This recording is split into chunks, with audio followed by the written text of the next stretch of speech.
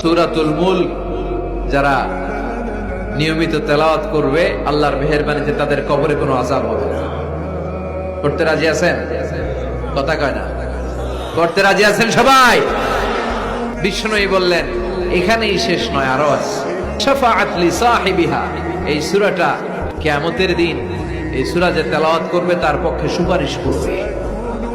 এজন্য বিষ্ণুই বললেন যে ব্যক্তি সূরাতুল মুলক নিয়মিত তেলাওয়াত করবে এই সূরাটা কিয়ামতের দিন ওই তেলাওয়াতকারীর জন্য আল্লাহর কাছে সুপারিশ করবে।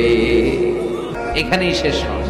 বিষ্ণুই বললেন খাসামাত আন সাহিবিহা, এই সূরা যে তেলাওয়াত করবে তার পক্ষে আল্লাহর সাথে এই সূরাটা দাঁড়িয়ে তার পক্ষ নিয়ে আল্লাহর সাথে তর্ক করবে, ঝগড়া করবে। আল্লাহ তুমি ওরে জান্নাত দিবা না কেন, ওরে মাফ করবা না কেন? তুমি না গফুর, তুমি না গফফার, তুমি না রহিম, তুমি না রহমান, তুমি মাফ করে দাও।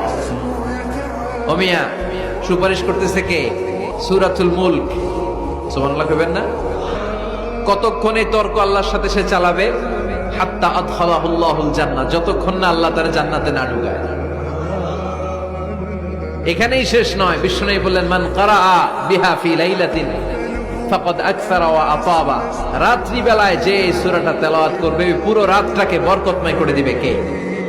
এজন্য বিশ্বনবী বলেন আমি চাই আমার সব উম্মত এই সূরাটা মুখস্থ করে নেক। আমার চাই আমার ছোট বড় আবাল বৃদ্ধ বনিতা সব উম্মতের হৃদয়ের মধ্যে এই সূরাটা গাঁথা থাক, মুখস্থ থাক, হিফজ করা থাক।